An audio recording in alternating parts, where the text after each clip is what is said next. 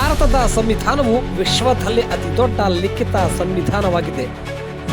ನಾನು ಇಂದು ಈ ಕಾರ್ಯಕ್ರಮದಲ್ಲಿ ನಿಂತು ಮಾತನಾಡುತ್ತಿದ್ದೇನೆ ಎಂದರೆ ಅದು ಡಾಕ್ಟರ್ BR ಅಂಬೇಡ್ಕರ್ ಅವರು ಕೊಟ್ಟ ದೊಡ್ಡ ಕೊಡುಗೆ ಎಂದು ಸಿಮುಲು ಜಿಲ್ಲಾ ನಿರ್ದೇಶಕರಾದ PC ಸಂಜು ಮೂರ್ತಿ ಹೇಳಿದರು.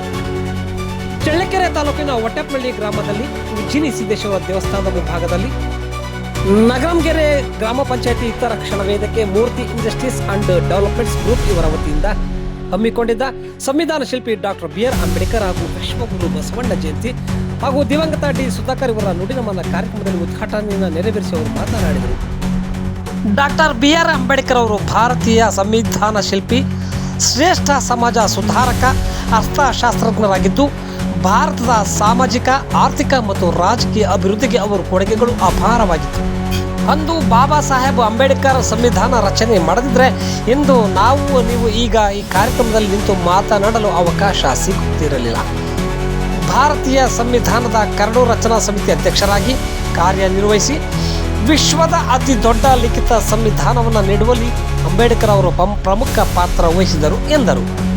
12ನೇ ಶತಮಾನದ ಶರಣರ ಕ್ರಾಂತಿಯ ಹರಿಕಾರ ಬಸವಣ್ಣನವರ ಸಿದ್ಧಾಂತವು ಸಮಾನತೆ, ಕಾಯಕ ಮತ್ತು ದಾಸೋಹ ತತ್ವಗಳ ಮೇಲೆ ಆಧಾರವಾಗಿದೆ. ಜಾತಿ ಭೇದ ಮತ್ತು ಲಿಂಗ ತಾರತಮ್ಯವನ್ನು ವಿರೋಧಿಸಿ ಪ್ರತಿಯೊಬ್ಬರಿಗೂ ಸಮಾನವಾದ ಆಧ್ಯಾತ್ಮಿಕ ಹಾಗೂ ಸಾಮಾಜಿಕ ಹಕ್ಕುಗಳನ್ನು ಒದಗಿಸುವುದು ಬಸವಣ್ಣನವರ ಮುಖ್ಯ ಗುರಿಯಾಗಿತ್ತು ಎಂದರು. 12ನೇ ಶತಮಾನದಲ್ಲಿ ಬಸವಣ್ಣನವರು ಯಾವುದೇ ಒಂದು ಧರ್ಮ, ಯಾವುದೇ ಒಂದು ಜಾತಿ, ಎಲ್ಲರೂ ಒಂದೇ ಅಂತಕ್ಕಂಥ ಭಾವನೆಯನ್ನು 12ನೇ ಶತಮಾನದಲ್ಲಿ ಸಾರಿರ್ತಕ್ಕಂಥ ಪುಣ್ಯವಂತವರು.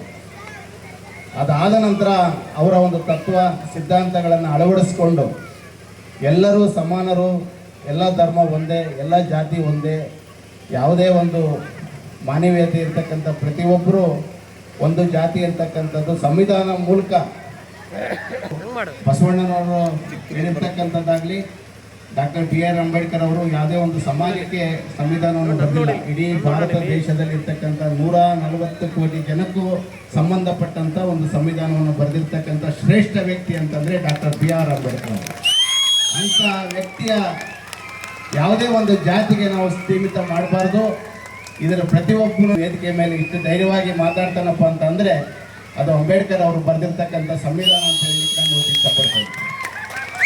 ಈಗ ಇವತ್ತು ವಿಶ್ವಗುರು ಬಸವಣ್ಣನವರು ಎಲ್ಲ ಧರ್ಮ ಒಂದೇ, ಎಲ್ಲ ಜಾತಿ ಒಂದೇ ಅಂತ ಹೇಳಿರ್ತಕ್ಕಂಥದ್ದು. ಅವ್ರನ್ನೂ ಸಹ ನಾವು ಯಾವುದೋ ಒಂದು ಧರ್ಮಕ್ಕೆ ಸೀಮಿತ ಮಾಡಿ ಸೇರಿರ್ತಕ್ಕಂಥ ದೇವರನ್ನು ನಾವು ಯಾರೂ ನೋಡಿಲ್ಲ.